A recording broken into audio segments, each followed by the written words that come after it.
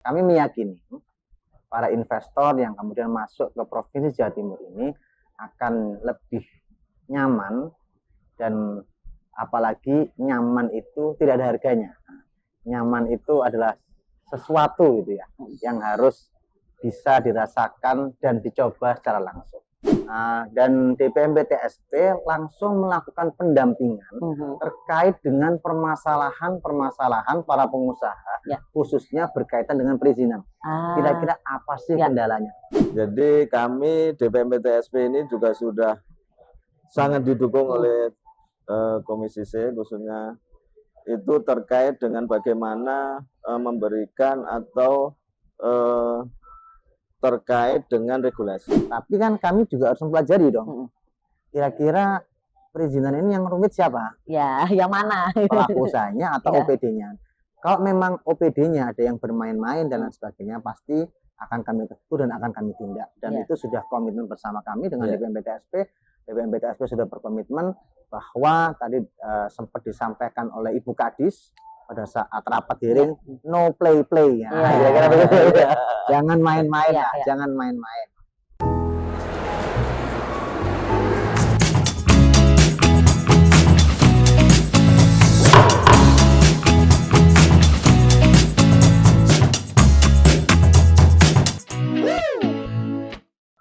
Halo Sobat Jatim, selamat datang di podcast DPRD Provinsi Jawa Timur. Salam kenal, saya Ovi Darin, dan hari ini kita akan membahas tentang satu topik yang sangat menarik dan jangan sampai terlewatkan ya. Jadi kali ini kita akan membahas tentang satu topik yang sangat dekat dengan dunia kerja, dengan dunia investasi, yaitu adalah dari regulasi ke realisasi mengawal investasi yang berdaya saing di Jawa Timur. Seperti yang kita tahu bahwa investasi menjadi satu jembatan yang penting untuk menjadi momen dan bisa menjadi suatu patokan terkait pertumbuhan ekonomi yang baik di suatu daerah. Kali ini khususnya di Jawa Timur, kita akan membahas ini lebih lanjut dan mengingat iklim investasi yang ada di Indonesia saat ini. Kita bisa bilang bahwa investasi itu adalah sesuatu yang bisa naik, bisa turun, sangat dinamis. Saya penasaran, kira-kira adakah regulasi-regulasi, adakah sebuah keputusan-keputusan ataupun kebijakan yang dapat mempengaruhi iklim investasi di Indonesia, khususnya di Jawa Timur, agar selalu mengarah ke arah yang lebih baik, dan lebih baik lagi. Baik, Sobat Jatim, kali ini kita akan berbicara tentang bagaimana aturan dan juga regulasi hingga kebijakan yang ada, serta bagaimana pengawalan dan pengawasan yang harus kita lakukan agar membentuk suatu investasi atau iklim investasi yang sehat di Jawa Timur menjadi lebih sehat dan lebih baik. Kali ini kita akan membahas lebih dalam bersama dengan sosok-sosok teristimewa yang sudah bersama saya kali ini, yaitu ada Bapak Adam Rusyidi selaku Ketua Komisi C DPRD Provinsi Jawa Timur. Selamat hari yang menyenangkan, Pak. Selamat hari yang menyenangkan. Selamat hari yang menyenangkan. Tentunya dalam kondisi sehat Pak hari ini. Alhamdulillah sehat. Senang sekali kita dapat menyapa Sobat Jatim kita di kesempatan kali ini, dan senang sekali ada Pak Adam yang sudah berkenan untuk meluangkan waktunya bersama dengan kami. Terima kasih banyak Pak. Oke, Mbak. Dan pastinya ada sosok yang juga akan bergabung bersama kita untuk ngobrol di podcast kita kali ini, yaitu ada Bapak Cipto Wibowo SOS MP, Koordinator Substansi Pengendalian Pelaksanaan Penanaman Modal DPMP TSP Provinsi Jawa Timur. Pak Cipto. Halo. Bagaimana kabarnya hari ini? Alhamdulillah. Bahagia. Bahagia ya? Bahagia. Saya juga bahagia melihat Pak Cipto yang penuh semangat di kesempatan kali ini. Pak Cipto, baik, bersama dengan Pak Adam, mungkin kita akan langsung saja membahas tentang apa yang terjadi di Provinsi Jawa Timur. Mungkin saya akan menuju ke Pak Adam terlebih dahulu, Pak. Kita tahu bahwa Jawa Timur ini adalah suatu wilayah yang sangat-sangat strategis, sangat menarik sekali jika kita lihat dari sudut pandang investasinya, dan pastinya bagaimana iklim budaya yang ada di dalam Provinsi Jawa Timur sendiri. Mungkin kita boleh cerita terlebih dahulu Pak, menurut Bapak bagaimana Bapak melihat Jawa Timur sebagai suatu iklim investasi menurut pandangan Bapak? Baik, terima kasih Mbak Ovi. Ya, seperti yang disampaikan oleh Mbak Ovi tadi, bahwa Jawa Timur ini adalah wilayah yang semuanya ada. Jaringan infrastruktur darat ada, infrastruktur laut ada, infrastruktur udara pun juga ada. Dan yang lebih menarik lagi, bahwa Jawa Timur ini masyarakatnya itu taat-taat bayar pajak. Ya. Jadi ada sekitar 80 sampai dengan 85% wajib pajak yang alhamdulillah menunjukkan dedikasinya kepada Provinsi Jawa Timur untuk membayar pajak. Nah, ini adalah suatu landasan yang menarik bagi investor untuk kemudian berinvestasi di Jawa Timur. Dan yang selanjutnya masyarakatnya pun juga cenderung ramah, bersahabat, dan sangat egaliter, sehingga kami meyakini para investor yang kemudian masuk ke Provinsi Jawa Timur ini akan lebih nyaman, dan apalagi nyaman itu tidak ada harganya. Nyaman itu adalah sesuatu gitu ya, yang harus bisa dirasakan dan dicoba secara langsung. Saya kira begitu. Betul sekali Pak. Jadi dari nyaman tuh harapannya para investor di Jawa Timur akan menjadi sangat loyal gitu Pak. Ya. Nah itu yang kita harapkan. Baik, mungkin kita akan bersiap untuk segera masuk ke tahun yang baru Pak, yaitu di tahun 2026. Tapi pastinya di tahun 2025 ini yang mana sudah berjalan selama 1 tahun, banyak hal yang sudah terjadi. Mungkin juga sudah ada regulasi-regulasi yang sudah dikeluarkan sebelumnya. Mungkin kalau kita ngobrol tentang regulasi apa saja sih Pak yang menjadi fokus dari Komisi C untuk dapat mendorong percepatan investasi? Baik. Terkait regulasi, hari ini kami bersama pemerintah provinsi mencoba untuk melakukan semua proses perizinan itu secara digital. Ya. Di kami ada Jatim Online Single Submission, yang biasa kita istilahkan dengan kata-kata JOS. Ya. Dan itu pun juga sangat memudahkan kami selaku DPRD untuk melakukan fungsi pengawasan kepada para OPD yang kemudian mengampu berkaitan dengan urusan perizinan. Dan itu pun juga meminimalisir adanya kebocoran-kebocoran berkaitan dengan perizinan yang selama ini seringkali banyak dikeluhkan. Ya. Kemudian yang kedua, kami bersama DPMPTSP bukan hanya berbicara tentang sektor perizinan ekonomi yang besar. Kami juga berbicara pada sektor ekonomi mikro, UMKM, menengah dan besar. Pada konteks ekonomi mikro ini, UMKM ini, paling terkecil ini, kami bersama DPMPTSP menggerakkan gerakan yaitu sadar legalitas berusaha. Ya. Kami mengajak para UMKM ini agar serius betul dalam melakukan usahanya. Ya. Karena dengan yang bersangkutan ini kemudian sudah terlegalisasi, ada nomor induk berusaha, artinya ada sebuah ikhtiar untuk meningkatkan kualitas dari produknya. Ya. Kemudian setelah itu kami akan mencoba dengan sertifikasi produk halal dan lain sebagainya. Dan kami bersama DPMPTSP ini juga berupaya agar produk-produk dari para UMKM ini bisa masuk di sektor usaha menengah dan sektor usaha besar. Nah, jadi ada sebuah sinergi dan kolaborasi antara pengusaha mulai tingkat paling bawah sampai kemudian pengusaha besar. Dan kami bersama DPMPTSP pun juga di samping semua dilakukan secara online, kami juga melakukan aksi jemput bola. DPMPTSP memberikan respon yang positif. Alhamdulillah di tahun ini hampir semua kabupaten kota sudah kita kunjungi, Pak ya. Betul. Dan DPMPTSP langsung melakukan pendampingan terkait dengan permasalahan para pengusaha, khususnya berkaitan dengan perizinan. Kira-kira apa sih kendalanya? Kita jemput bola langsung di masing-masing kabupaten kota. Memang masih belum menyeluruh kepada seluruh masyarakat ya, tapi ada sebuah ikhtiar besar dari kami untuk terus memperbaiki segala proses perizinan yang ada di Jawa Timur. Berarti sebetulnya sudah ada usaha untuk peningkatan awareness tersebut, khususnya bagi kawan-kawan UMKM, agar bagaimana mereka bisa terus berkembang juga ya Pak. Jadi tidak hanya di posisi yang sekarang, tapi harapannya juga dari UMKM bisa meningkat menjadi usaha yang lebih menengah, bahkan ke atas lagi. Seperti itu. Baik, nah mungkin saya ke Pak Cipto sedikit Pak. Ini menyambung dari jawaban dari Pak Adam begitu ya. Bagaimana sih Pak Cipto sendiri melihat peran regulasi daerah dalam menciptakan iklim investasi yang tentunya kompetitif di Jawa Timur, Pak? Ya, terima kasih Mbak Alfi dan juga Pak Ketua Komisi C. Jadi kami DPMPTSP ini juga sudah sangat didukung oleh Komisi C, khususnya itu terkait dengan bagaimana memberikan atau terkait dengan regulasi. Memang ada beberapa regulasi yang bahkan baru keluar ini Pak Ketua, misalnya tentang Perda nomor 5 tahun 2025. Tentu ini juga hasil sama beliau ini terkait dengan penanaman modal. Jadi itu artinya bahwa kolaborasi kami yang didukung oleh Komisi C khususnya ini sudah melahirkan banyak pergub ya. Selain Perda tadi juga ada pergub. Misalnya juga ada Pergub nomor 14 tahun 2004. Itu terkait juga tentang perizinan berusaha.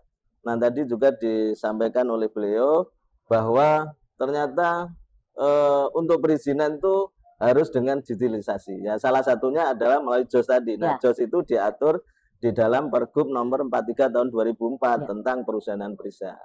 Tentang perizinan berusaha yang itu meliputi ada 18 sektor.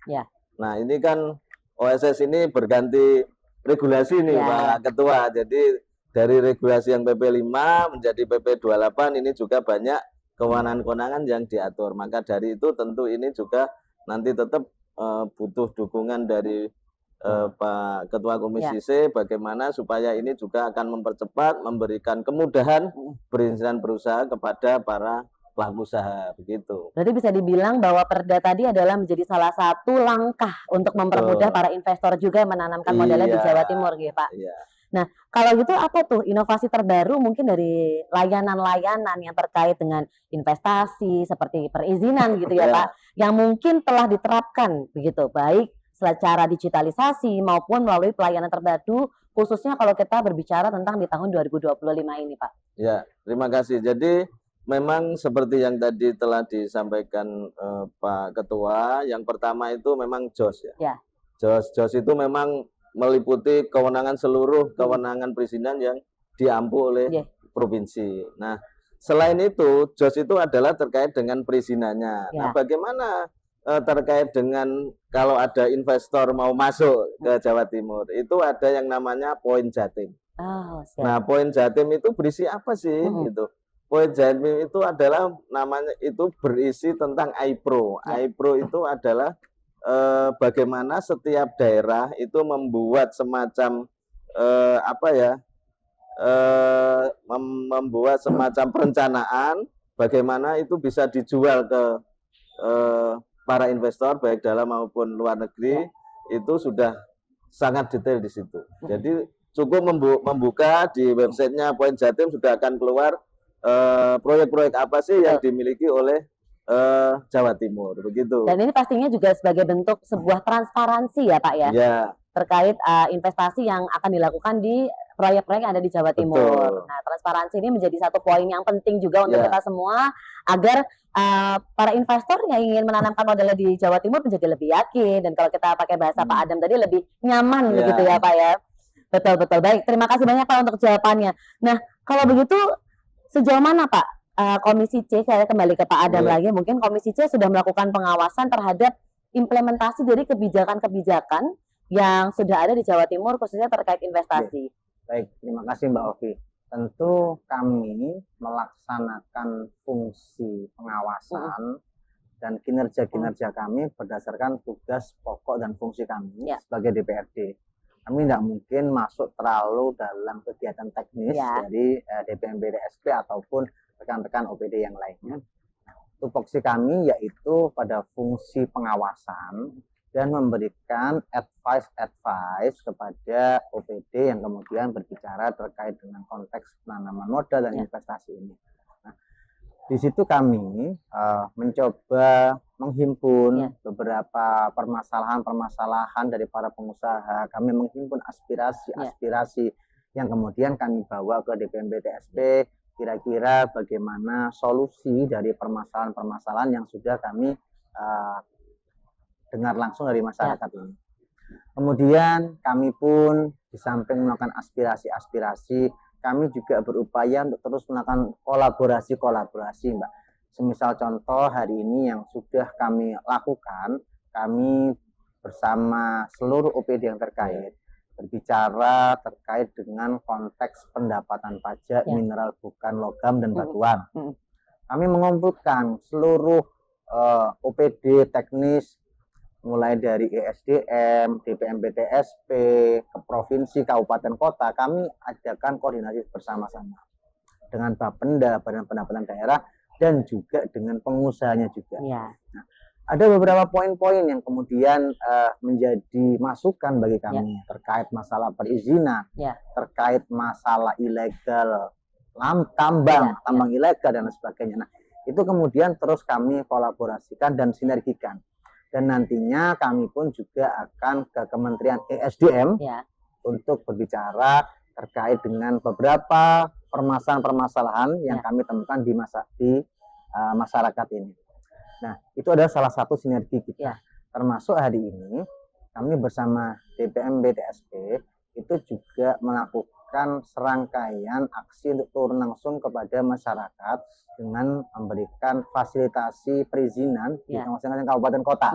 Nah, itu adalah salah satu ikhtiar kami untuk memberikan pelayanan yang terbaik kepada masyarakat, walaupun memang konteks investasi ini segmented ya, tidak semua masyarakat yang memahami terkait dengan investasi ini. Bagi masyarakat yang tidak melakukan usaha, pasti tidak ngerti itu apa online single submission, apa risk based approach dan lain sebagainya. Nah, itu makanan apa lah kira-kira gitu kan. Tapi bagi para pelaku usaha itu sudah biasa. Jadi ini memang tidak menyeluruh, tapi memang segmented, dan alhamdulillah DPMPTSP terus memberikan pelayanan yang terbaiknya.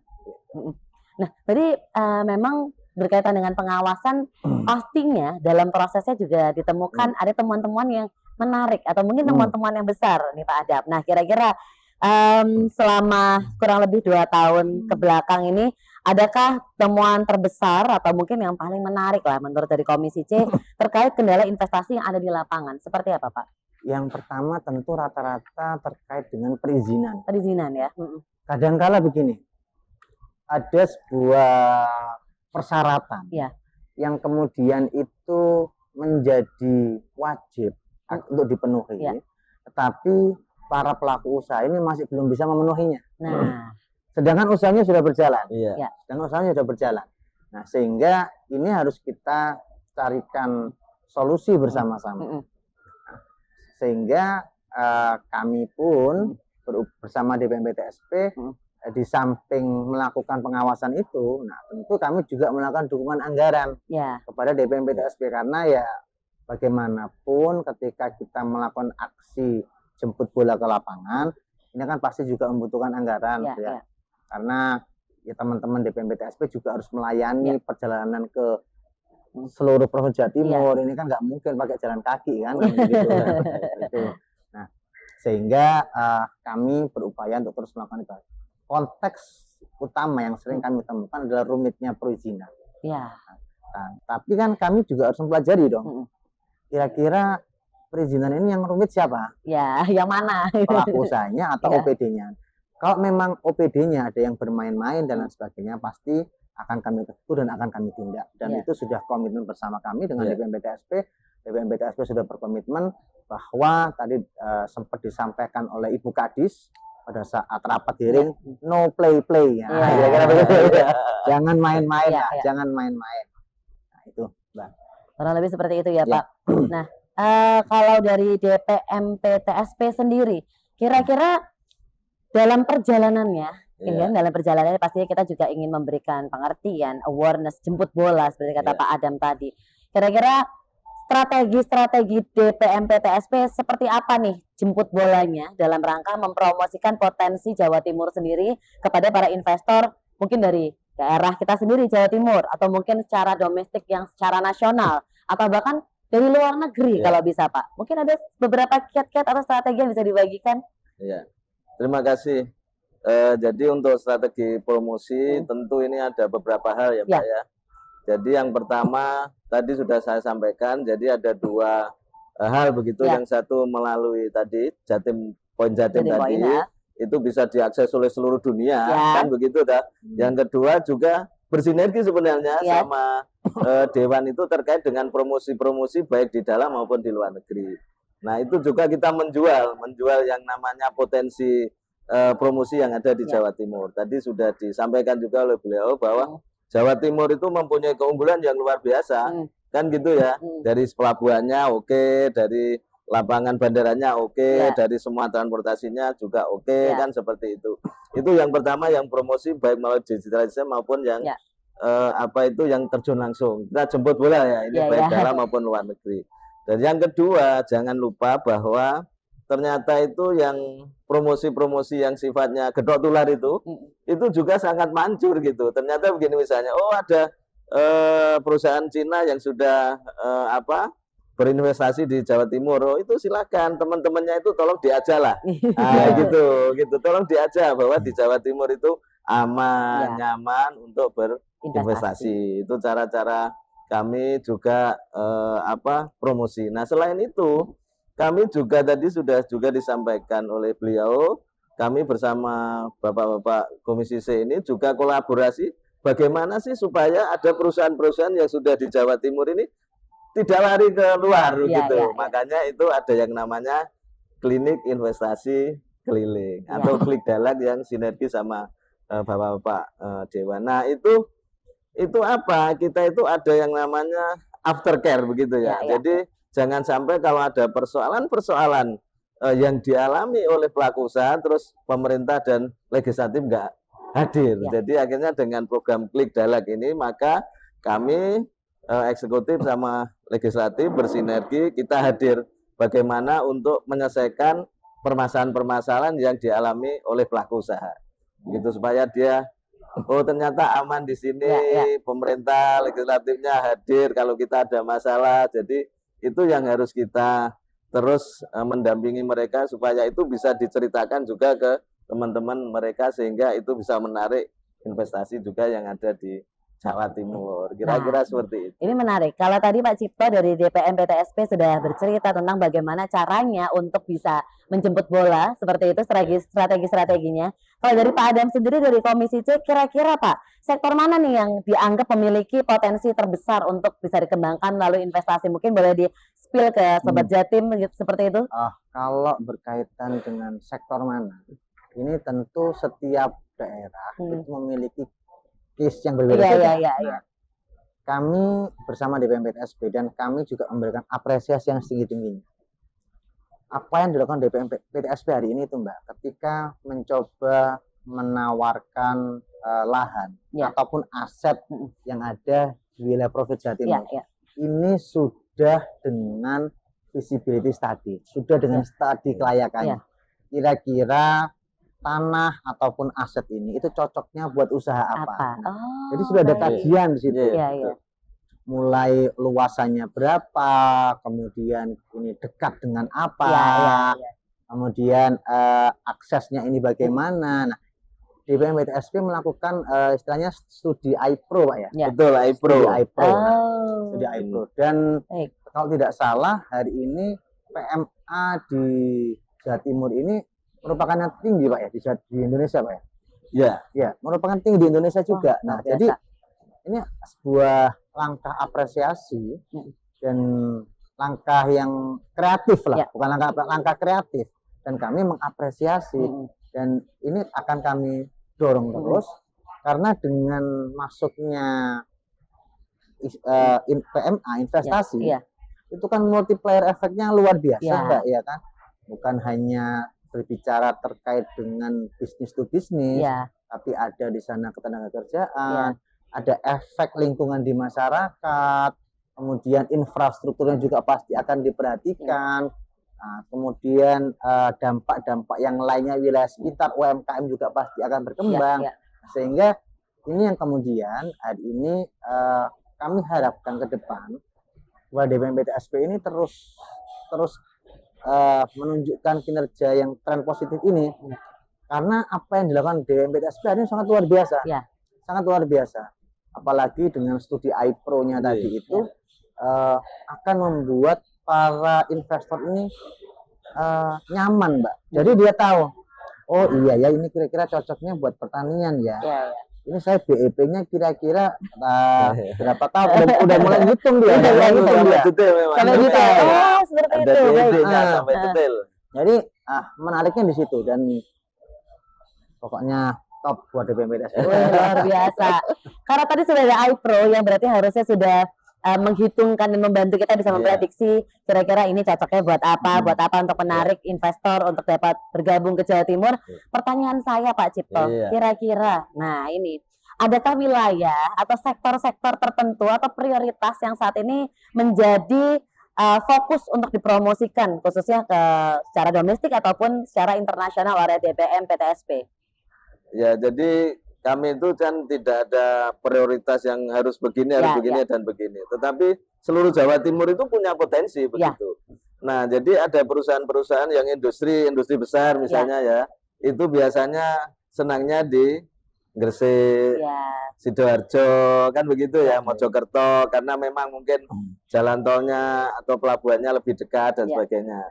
Tapi begitu kita ada yang padat karya misalnya, padat karya itu tentu kan menyerap banyak tenaga kerja, maka para investor itu cenderung ke yang daerah Nganjuk, Ngawi, Madiun itu ya, karena itu relatif UMR-nya masih rendah, tetapi daya juang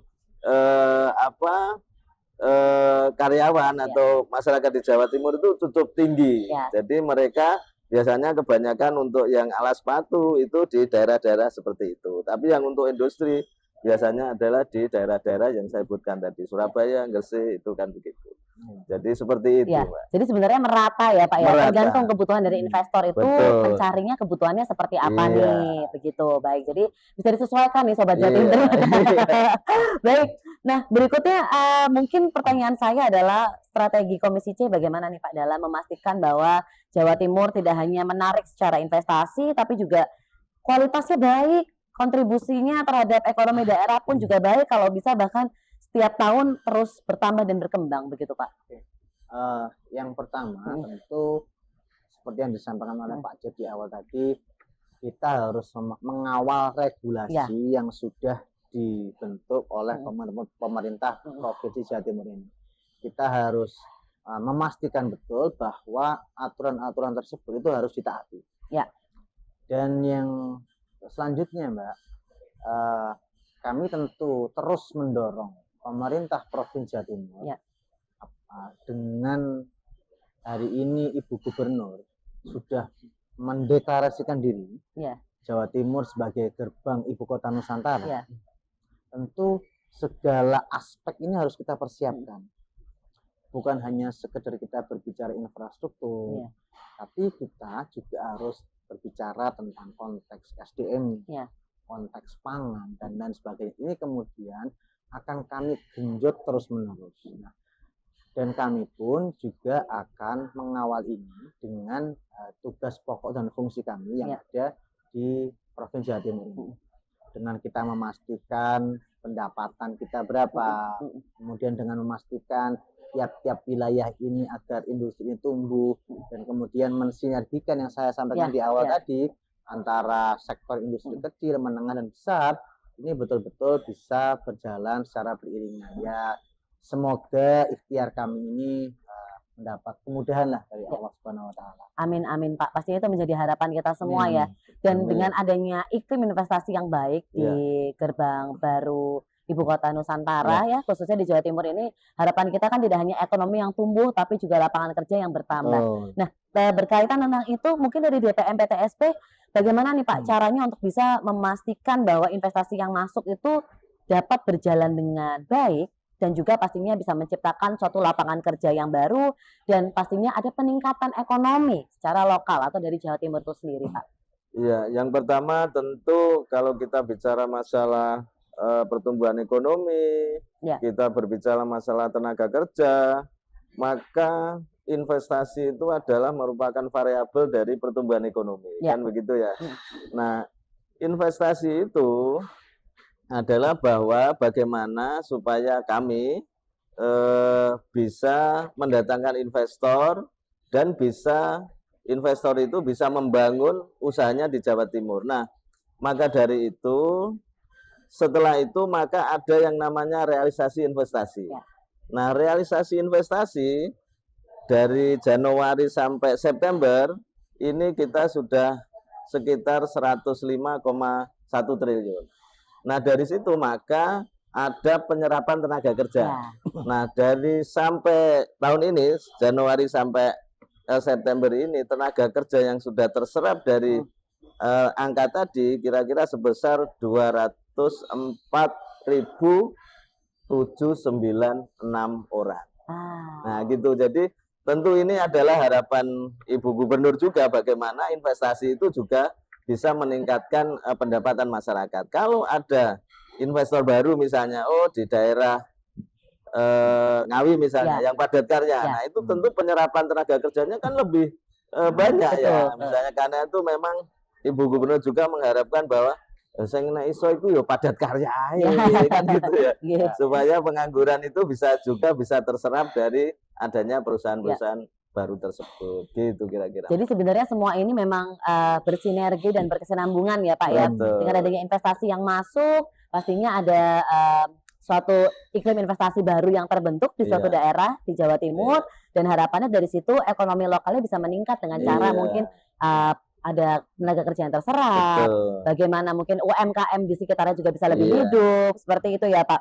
Nah, tapi pastinya dalam perjalanannya dari DPRD Komisi C adalah tantangan-tantangan yang menarik dan mungkin bisa ditindaklanjutin. Seperti contohnya mungkin pelaporan-pelaporan ya Pak ya. Nah, pelaporan-pelaporan itu yang selama ini sudah masuk, kiranya bagaimana Pak dari para investor terkait kendala-kendala yang ada ketika mereka menjalani usahanya atau investasi di Jawa Timur? Mungkin ada beberapa ya. Satu, kadang-kadang diganggu oleh masyarakat sekitar atau ormas. Kemudian yang kedua, ada juga masyarakat yang menyampaikan, ini kenapa sektor ketenagakerjaan yang diserap bukan dari warga sekitar. Itu juga ada yang laporan ke kami. Nah, ketika kami mencoba menganalisa masing-masing permasalahan ini, nah, yang pertama permasalahan dengan ormas dan sebagainya, ini kadang-kadang ini komunikasi lah, komunikasi lah, dan pasti ada B2B-nya di situ. Tinggal bagaimana pihak yang bersangkutan ini kemudian bisa mewadahi dan sebagainya, termasuk dengan desa dan masyarakat. Terkait yang kedua, ini yang tadi saya sampaikan kepada Mbak Ovi. Ketika kita berbicara dengan konteks gerbang ibu kota Nusantara, ketenagakerjaan, SDM, kita membangun aspek SDM-nya, indeks pembangunan manusianya. Ketika memang kita serius dalam membukakan investasi yang ada di Provinsi Jawa Timur ini, maka SDM wilayah setempat, masyarakat setempat ini harus disesuaikan dengan industri yang masuk, sehingga masyarakat setempat akhirnya tidak kecewa. Bukan hanya sekedar pekerja kasar, tapi ada pekerja kasar yang kemudian memiliki kapasitas dan kompetensi yang sesuai dengan perusahaan tersebut. Jadi harapan kami nantinya memang bukan dari BPMPTSB, tapi kami akan mendorong kepada Pemprov Jawa Timur, khususnya dalam konteks pembangunan indeks pembangunan manusianya ini harus betul-betul disesuaikan dengan dunia industri dan dunia hari ini yang sedang membutuhkan pendidikan vokasi lah, yang kemudian harus kita tekankan di situ. Betul. Nah, baik. Kira-kira di tengah persaingan antar provinsi seperti itu, kita tahu bahwa Jawa Timur ini adalah salah satu provinsi yang sangat amat strategis untuk penanaman modal baik secara asing ataupun dari nasional itu sendiri atau domestik begitu ya. Kira-kira strategi apa nih yang bisa membuat Jawa Timur tuh akhirnya bisa mampu mempertahankan posisi sebagai salah satu daerah yang mana menjadi tujuan investasi terbesar di Indonesia? Mungkin dari Pak Cipto terlebih dahulu, nanti Pak Adam boleh silakan untuk menambahkan. Ya, jadi tentu kan untuk itu tentu kita nggak bisa, artinya begini, eksekutif tidak bisa bekerja sendiri nih, kan gitu ya. Kita harus bersama-sama dengan legislatif bagaimana yang pertama, artinya membuat regulasi memang yang benar-benar bagaimana kita itu bisa punya dasar saing, kan begitu toh. Yang kedua, bahwa memang SDM itu juga harus kita tingkatkan. Seperti yang disampaikan Pak Ketua tadi, jangan-jangan perusahaan A itu membutuhkan keterampilan yang orang-orang di sekitarnya nggak bisa. Ya, Nah, seperti itu. ya. Maka dari itu juga ini perlu kolaborasi dari semua OPD saya pikir, Ya. supaya bagaimana itu menciptakan SDM yang memang berkualitas dan dibutuhkan tenaga kerjanya oleh perusahaan yang ada di situ. Kan begitu ya. Selain itu, maka memang seperti yang saya sampaikan tadi, aftercare itu adalah merupakan hal yang wajib kami lakukan. Jadi legislatif dan eksekutif itu hadir bagaimana untuk menyelesaikan permasalahan-permasalahan yang dialami oleh pelaku usaha, baik itu terkait dengan perizinannya, baik itu terkait dengan gangguan dan kenyamanan bagaimana dia mengembangkan usahanya, kan seperti itu ya. Dan memang seperti yang dicanangkan Ibu Gubernur, Jatim gerbang baru Nusantara, kan seperti itu ya. Jadi memang kita harus benar-benar berkolaborasi, bersinergi sehingga itu benar-benar bisa kita capai dan kita bisa mempertahankan investasi sesuai dengan harapan. Setuju Pak, luar biasa. Nah mungkin Pak Adam boleh silakan menambahkan sekaligus kira-kira adakah kiranya ingin disampaikan kepada para pelaku usaha dan juga calon investor terkait bagaimana masa depan untuk berinvestasi di Jawa Timur. Baik, terima kasih Mbak. Pertama saya nyambung disampaikan oleh Pak Cip tadi. Jadi memang butuh sinergi dan kolaborasi bersama-sama. Dan samping itu kami juga mengharapkan peran serta masyarakat. Sehebat apapun pemerintah mau menggelontorkan dana sebesar apapun, kalau kemudian masyarakatnya tidak bekerja sama dengan kami, itu kan berat bagi kami. Jadi ini adalah sebuah gawe bersama. Ketika kita betul-betul kompak, insya Allah ini akan tercapai semuanya. Amin. Terkait dengan investasi, seperti yang saya sampaikan di awal, kami tentu mengundang para investor untuk berinvestasi di Jawa Timur, karena di Jawa Timur ini satu, masyarakatnya sangat ramah, masyarakatnya adalah masyarakat yang taat bayar pajak, dan kita memiliki jumlah penduduk yang besar, dan itu adalah salah satu aset juga bagi kita. Dan kemudian kita pun juga memiliki transportasi darat, laut, dan udara yang hari ini semua terintegrasi dengan baik, dan iklim investasi di masing-masing daerah juga sangat luar biasa. Alhamdulillah, Jawa Timur adalah salah satu provinsi dengan pertumbuhan ekonomi di atas nasional, sehingga ini akan menarik. Monggo silakan berinvestasi di Jawa Timur. Luar biasa, terima kasih banyak Pak Adam, terima kasih banyak Pak Cipto.